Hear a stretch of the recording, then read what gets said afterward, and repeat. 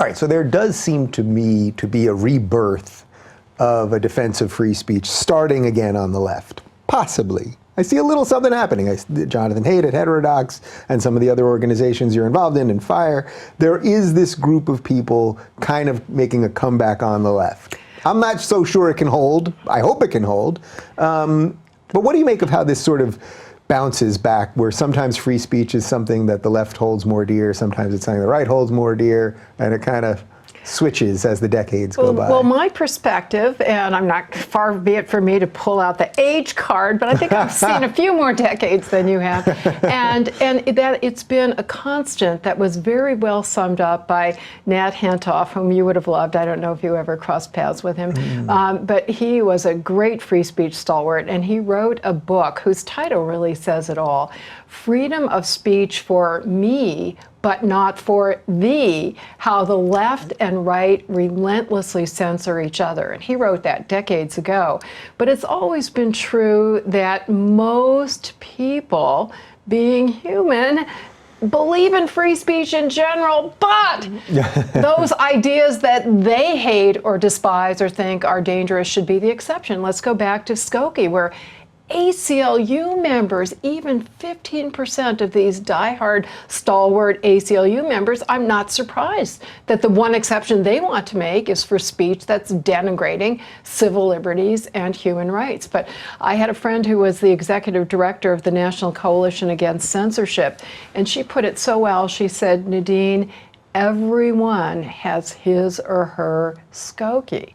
So at particular times, I can tell you, for every year, I can tell you this was the one exception, or maybe more than one exception, that liberals wanted to make, and this is the one that conservatives wanted to make.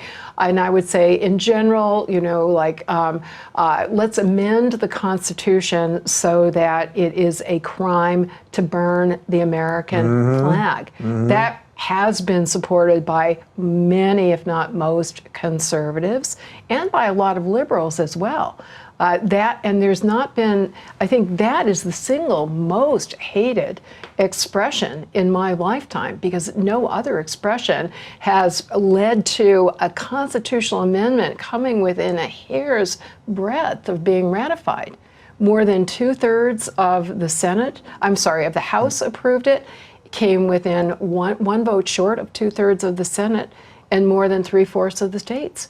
So all it took and that's was not that long. When was that? Maybe that was mid-90s, maybe? Yeah. Something around there? Wow, that's incredible, actually, if you think about it. Yeah. Where do you think Trump kind of fits into the general discussion? Because look, it seems to me that there is obviously some sort of authoritarian bent to him. That being said, as far as I know, people aren't being jailed because of free speech at the moment. Do you think our institutions, let's say that his worst critics were right about whatever they think about him, do you think our institutions at this point are strong enough to ward off that kind of threat? And we don't even have to make it about Trump specifically, but if there was truly like a real authoritarian in office, do you think that the way our balance of powers and our separation of powers works? And again, I would have to say, you know, Trump has certainly done a lot of saber rattling on free speech issues, and, you know, said that flag burners should be deported. But let us not forget that Barack Obama was responsible for the most stringent enforcement of the Espionage Act, and, you know, pressing criminal charges against more whistleblowers than all prior administrations added together. So again, a pox on both your houses. So far, the courts have been a wonderful bulwark. The flag burning example is a really good one. It was two Supreme Court decisions joined by both conservatives and liberals on the court that struck down under the First Amendment laws that criminalized desecrating the American flag. Well, the Supreme Court doesn't have quite the last word. A constitutional amendment could overturn it. But I have great confidence that this court would continue to uphold what has been called the bedrock principle of freedom of speech, and that is viewpoint neutrality. I summarized it earlier, that the mere fact that the viewpoint is hated, whether it be flag burning or whether it be racist speech, that is never a justification for censorship. Again, they unanimously endorsed that last summer in a hate speech case. Yeah. Let's slightly shift for a second. So when you were the head of the ACLU, what are the political pressures that you're under that maybe the average person wouldn't know from the headlines?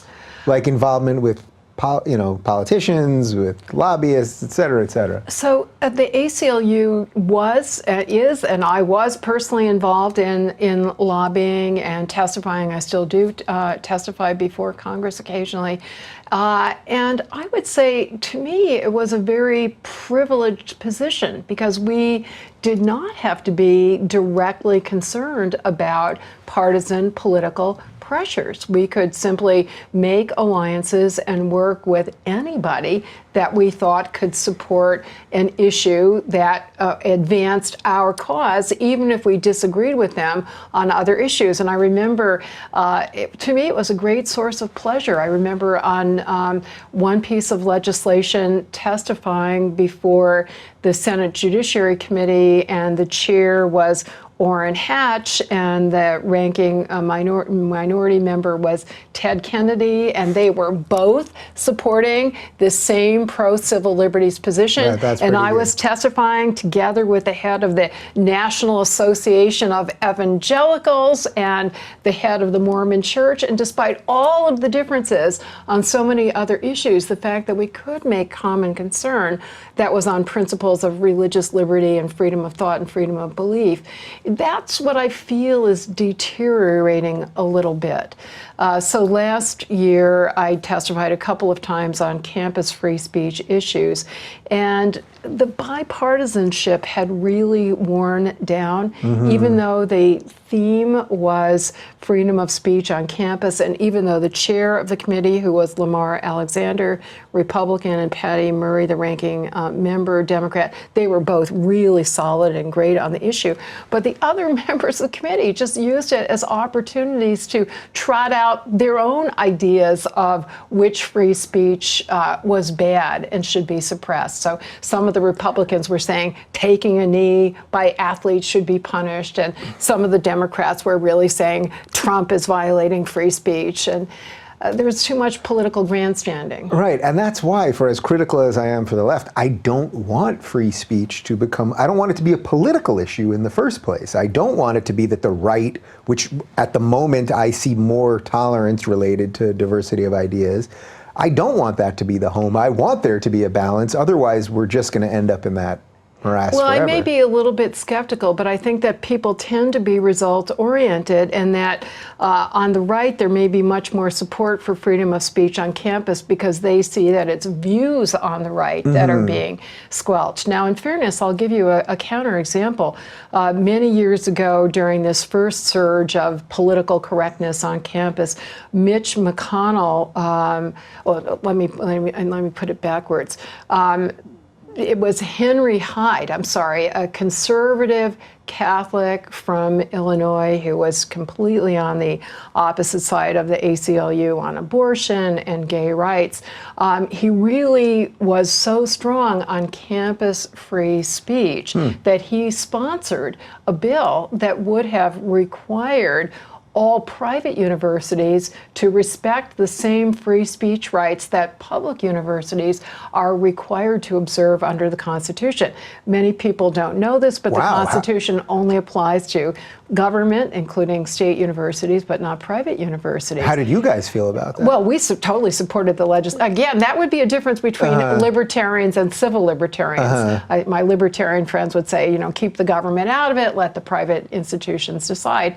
And there were exemptions for religious institutions, but basically, I think that's where I would fall on this. So sell me your way. It's a very interesting debate, and I can understand. But I've had this discussion with my dear friends at the Cato Institute for many, many years now. What's the difference between a classical liberal or libertarian and civil libertarian? I think that we are less opposed to government regulation when it is in the service of regulating very powerful private private sector actors that for all practical purposes, the way we were talking about civil society earlier, can exercise coercive power that stifles people's liberty. So what if you, if we did not have the 1964 Civil Rights Act, then even the most powerful, large landlord, employer, corporation, private university, et cetera, would be able to discriminate on the basis of race or gender. Under federal law, they still can, on the basis of sexual orientation. I would view that as something that could and should be remedied through passing a statute making that illegal. Yeah. So you don't support INDA? Well, I think, first off, I agree with your basic premise here, just at the idea level. It's a great place for a rich conversation. Yeah. The idea that the government would be coming in and telling private schools, even though I understand what you're saying, that they would have to adhere to these codes, even if I The code being the First Amendment. Right. Yeah. I don't necessarily think a private school should have to do that. Yeah. I just think that ultimately the market would you'd either decide you want to go there or don't want to go there. This one's definitely a tough one for me. It's an interesting one, and I definitely can see the other side, and I certainly would insist on some exemptions, certainly for religious schools. I think military schools were also exempted. But then I want to give you another example of a Republican that I worked with. Mitch McConnell worked very closely with the ACLU in opposing, many people are going to be surprised to hear this, the McCain-Feingold law, a campaign, so-called campaign finance Seems like reform. a lifetime ago. We don't talk about that well, anymore. The ACLU, we were the ones who argued Buckley versus Vallejo, and arguing that the ability to spend money in order to promote a message is protected free speech. And it should be protected even when the speech is engaged in by people who are organized into a group, and including if they're organized in the form of a corporation or a union or a not-for-profit corporation. So some liberals are really distressed by that position, and I think it's absolutely the correct one. Anyway, what do you say to those liberals or the lefties who do get more upset about that in general, that you're just going to allow corporations to endlessly pour money in the system and manipulate the system, and that's it? Well, again, what is the lesser of two evils? Would I rather have the government telling corporations such as the ACLU and Planned Parenthood and the Sierra Club, you name your favorite left-wing so-called cause, and it is organized in corporate form. And the ACLU, under that law, it would have been a crime to go on the airwaves and by name call on people who are running for federal office and say, repeal the Patriot Act, because arguing for issues over the broadcast airwaves was a crime under that law, and spending your own money to advance your own issue-oriented message. So I think people are shocked when they hear what the law actually did and are persuaded that in at least some applications it went too far.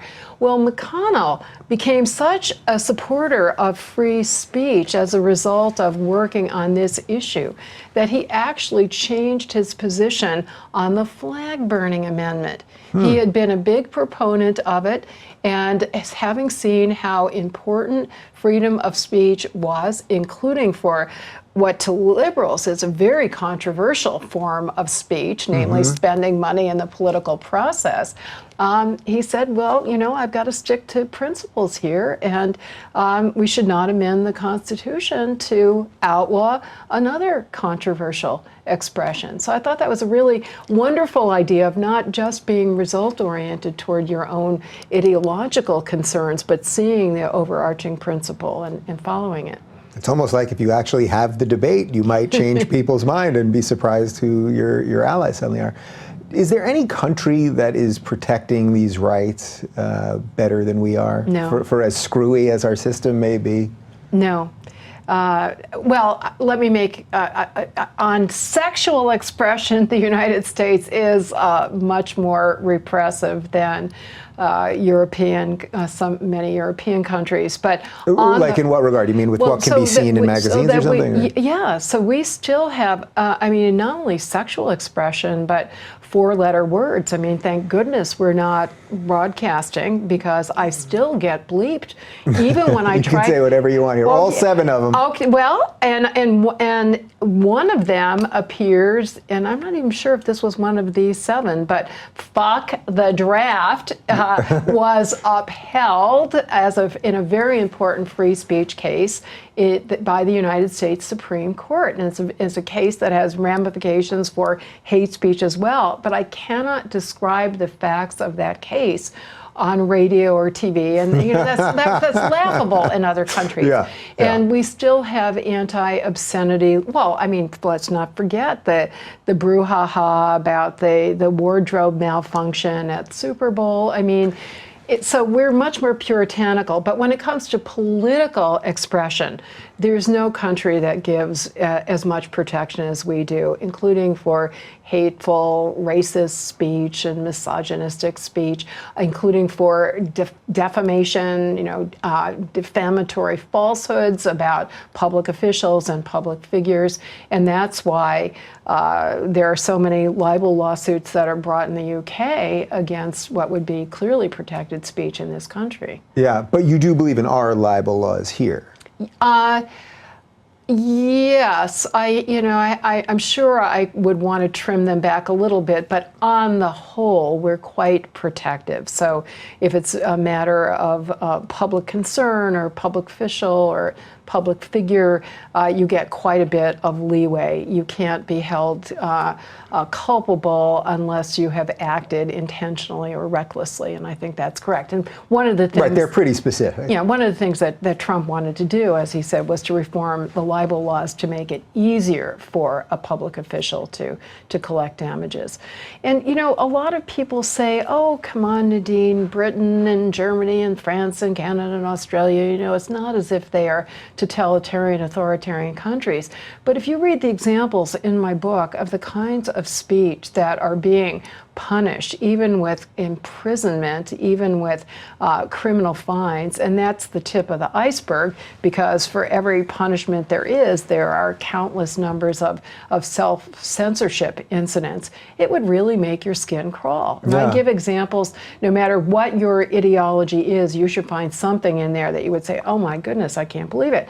So, France, a couple of years ago, criminally convicted the head of a gay rights organization for calling the head of an anti-gay rights organization a homophobe. Right. That was considered to be hate speech. Now, fortunately, she wasn't sentenced to prison, but she was subject to a very stiff fine, $3,500. And then you think, what are the ripple effects of that? Yeah. Have you guys tracked this case with the comedian in the UK who had the dog salute? Yes. Again, it's like, all right. First off, he was making a joke. There's no exception for humor or satire. When the new online hate speech laws went into effect in Germany on January 1st, the first person convicted or charged under it was one of the leaders of a right-wing party, not surprisingly, but maybe the first 2 that were charged were from that party. But the very next one was a satirical magazine that was making fun of their statements, mocking them, ridiculing. And these laws, by being so subjective, can't make the fine distinctions between humor, satire, and straightforward advocacy. Yeah, so my audience knows I'm not big on the globalist ideas here, or even the UN, I think, is mostly a farce at this point. But do we need some sort of Internet Bill of Rights? This is a new phrase that seems to be popping up over the last year or so, that will uniformly protect people in other countries for their ability to say things that are uncomfortable online and be able to tweet things that you can't say in Germany, but you can say in the United States. I think we have to do that on a country-by-country basis, and I am pleased that there are advocates in other countries that really strongly support freedom of speech, including for hate speech. And I keep putting that in air quotes because as I say to that person at the University of New Hampshire, no, there really is no such thing. And by the way, a lot of what they said to you, some people would consider to be hate speech too. So that's another argument that you could have made. Do you realize my one regret is at one point when she said to me, I said something about losing Holocaust family members from the Holocaust on both sides. And then later she said they're rolling in their graves over what I'm saying. I mean, try to think like if we're really gauging the offense meter. Yeah. I assure you there was nothing that I said in those 2 hours that was more wildly offensive than that. But do I want her jailed because of that? Not. I mean, of course not. Yeah. So I really was heartened at how much support there is for the American approach. We're often attacked as being American exceptionalists, and it wouldn't bother me if we were the only ones in the world that were defending our free speech principles, as long as that is the right thing to do. But it's interesting that other people, having seen, despite the good intentions of censorial laws elsewhere, how they are leading to results that no thinking person should accept. And handing over to these online, so here we get to this question again.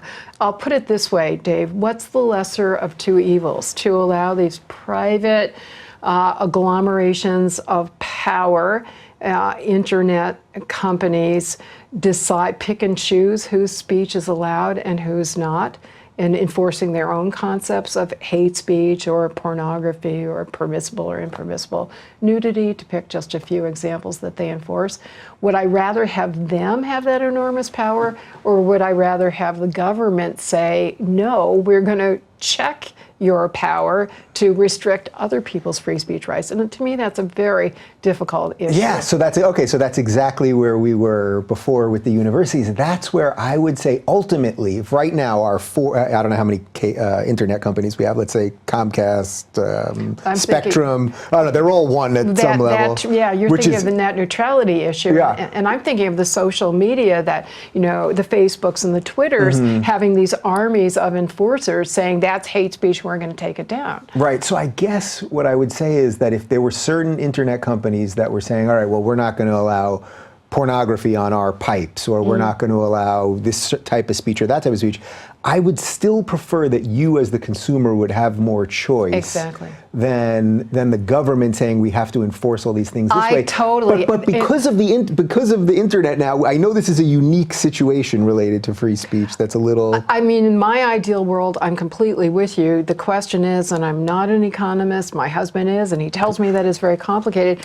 have some of them amassed so much power that we should use antitrust type tools to prevent them that they are denying us choice through their market power. Right. So there's a great conversation to be had there. This is where my friends at Prager University, who I agree with on all sorts of stuff, they were suing Google, YouTube over restrictions to their videos, which I wasn't for because I don't want the antitrust stuff to be in. Because to me, that then means you just create a zillion other problems down the road.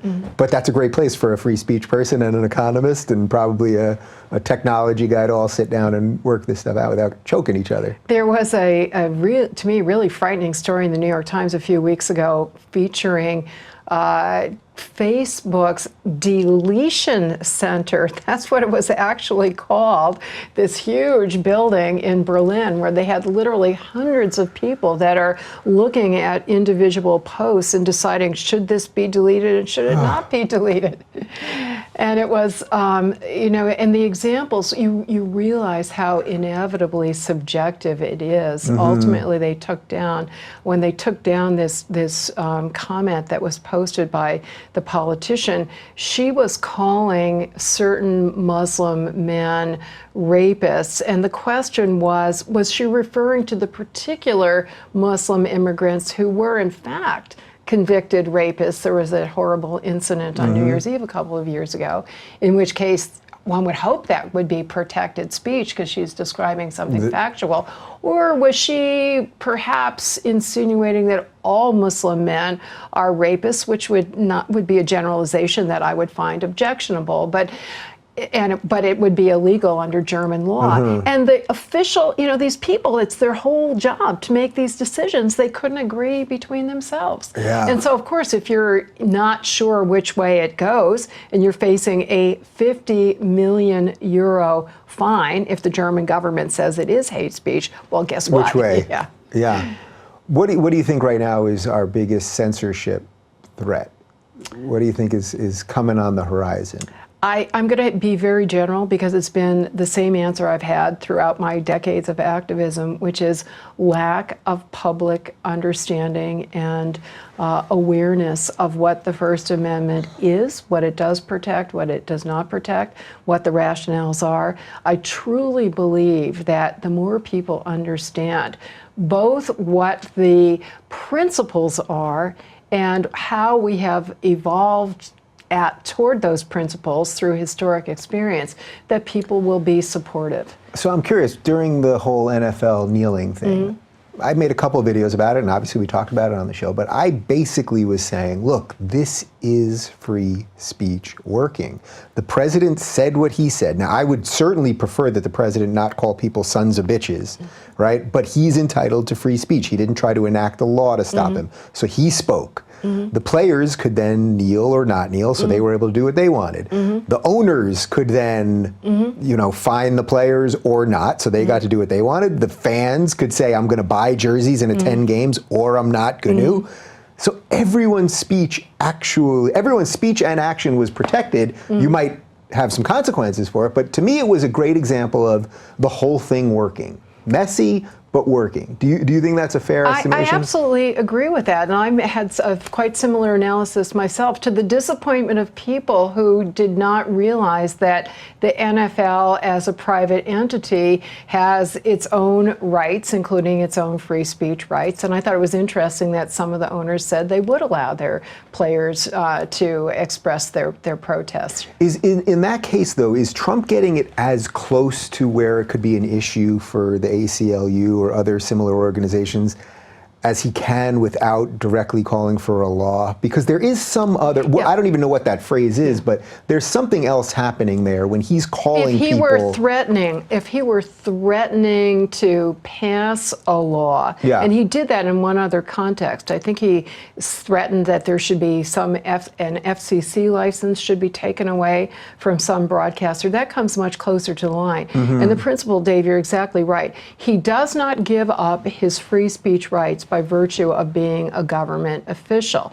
But if he is speaking in official capacity and threatening some adverse consequences, that could be seen as an abridgment of free speech, which would violate the First Amendment. Exactly. Yeah. So in the past, I think the closest Supreme Court case we have is where a government commission wrote a letter that threatened that it would take some action. And even though it wasn't starting a prosecution or it wasn't an order to cease the expression, the court said, it was a very functional, practical concept. Would a reasonable person feel deterred in pursuing their free speech after they hear this communication? And again, reasonable people could disagree about what the answer to that is, but that's the question we should put in evaluating whether Trump has crossed the line or not. So one of the things that I saw when the NFL released its new standard now for next season, where the players are allowed to stay in the locker room or not, and again, everyone's choice will or will not have consequence. I saw a lot of people that were saying, well, clearly the government interfered behind the scenes. Now I suspect you don't have some sort of insider knowledge on something like that. That's where there would be a problem, though, if there were really behind the scenes meetings where they were saying you're going to institute this new policy. And exactly. That's it. But beyond that, but short of having that information, everything kind of worked. Yeah. There's another analogy I can think of, which is where the government has threatened certain businesses that if you don't adopt a voluntary restriction on speech, then we're going to pass legislation. So, for example, the movie rating system or sound recording rating systems, that we think these labels are stigmatizing and therefore suppressing certain expression. I think there's a very strong argument that the only reason this so-called voluntary system was put in place in both businesses is because they knew that if they didn't do it, the government was going to legislate it. But even that, the Supreme Court never held that that was illegal censorship. Yeah. All right. Well, we can't talk free speech for an hour and not mention the cake. We got to talk about the gay cake. Tell me your thoughts on the gay cake. Okay, it's first of all, I think it involves not only expression, which I would define quite broadly, and again, let me talk about the standard here. Reasonable people can disagree how the standard applies to the facts of the case. So the court has said, and I think this is correct, that some expression comes, or arguable expression, comes within the ambit of the First Amendment if it is intended to and can reasonably perceived as conveying a message, at least a general message. So that's the question you would ask about the cake. Mm-hmm. I think there's at least a plausible argument that the cake satisfied that standard. In addition to expression, there's the question of religious liberty, right? Which I defend very strongly, even more strongly than the Supreme Court, which has a quite narrow definition now. But I think people should not be coerced generally to do something that violates their deeply held religious or conscientious beliefs. That's only one side of the equation, though, because neither freedom of speech nor religious freedom is absolute. Mm-hmm. And in general, the court has said, and I think this is right, that government can restrict those freedoms if it can show that there is a countervailing interest of such compelling importance that can only be advanced by restricting the expression or the belief. And the countervailing interest is, of course, the dignity and equality of, in this case, gay people, but in past cases it's been African Americans or women, because people have cited, who are in business, have asserted religious justifications for not serving members of racial minorities, mm-hmm. or not treating women equally. But to be clear, that's not what was happening here, because they could have walked in and bought any cake off the shelf. A black person, an interracial couple could have walked in and bought any cake off the shelf. This was about the specific act that was going to be painted or whatever they do on the cake. Right. It's interesting. And there's another free speech principle that's involved here, which is that government may not compel somebody to proclaim a certain message that they don't believe in any more than it may stop somebody from conveying a message that they do believe in. So I would say I think there are very strong concerns on both sides. So I'm very sympathetic, because let me finish out the other argument. Of course, if you're an independent artist that is, only taking assignments on commission, whether it be to paint a portrait or a landscape or to decorate a cake in a very elaborate way, that's one thing. But if you are doing business with the general public and basically holding yourself out as what the law would call a public accommodation, we're open to all comers, then you may not discriminate on certain bases, such as race, religion, and I think even though you still can, as a matter of federal law, under state law, in that state and others, you cannot do that on the basis of sexual orientation. And so I think that very strong countervailing equality principle, I think, should dominate in this analysis. So you actually weren't thrilled with this decision then? Well, I was in the sense that there were so many ways that the court could have gone wrong on so many issues. Well, they said that it was a very So I narrow... thought the best thing they could do was to be very narrow. And I actually, if I were writing the brief in the case, that's what I would do too, because all of these principles are so important. I deeply care about freedom of expression, including the freedom not to be compelled to affirm a message that violates your beliefs, whether they're religious or conscientious, doesn't matter. But I also deeply believe in equality in the public sphere. And the facts were murky, so I think, as I think what happened in past situations with race and gender, I think, once the immediate resistance died down to the 1964 Civil Rights Act, that it sort of worked its way out in a way that is maximally respectful of all the competing rights. So I think it's very good to avoid really broad brush holdings that might have unanticipated adverse consequences for other factual situations. That's an interesting take, because I saw some people saying, well, they're just sort of kicking this down the road now, but basically they're saying, in a weird way, that's the way a functional society works at times. I think, the court sets some general goalposts, and then as time goes by, the controversy may die down. People may figure out how they can live their own lives in ways that they're not going to be bothered by the government and not being treated disrespectfully. One of the things that I really liked about the opinion in that case, and it's so contrasting to what's happening in the European countries that I discuss in my book, is that the court talked very strongly about equality and neutrality in many different,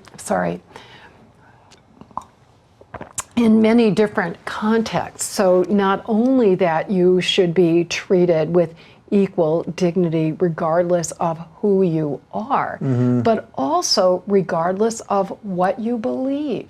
So the fact that the court was respectful both of the equal dignity of the gay couple and of the equal dignity of the religious beliefs and the free speech rights of the baker, I really liked that. One of the things that bothers me very much about what is often paraded as diversity on campus is that it only looks at one dimension. It looks at demographic diversity in terms of who you are, but not in terms of what you believe. And in these European countries that are enforcing hate speech laws, you see them going both ways depending on who's in power. So certain religious beliefs are being punished and criminalized as hate speech if they run against what is a dominant secular orthodoxy in those societies, whereas in other communities, certain criticism of religion is treated as hate speech and criminalized when it's the religious belief that is held by those in dominant power. I think the main takeaway here is that freedom is messy, but we're doing a pretty decent job of it here. Well, thanks to those who keep agitating, right? Eternal vigilance. There you go. Well, it's been a pleasure chatting with you. And for more on Nadine, check out her new book, Hate: Why We Should Resist It with Free Speech, Not Censorship. And we're going to link to it right down below.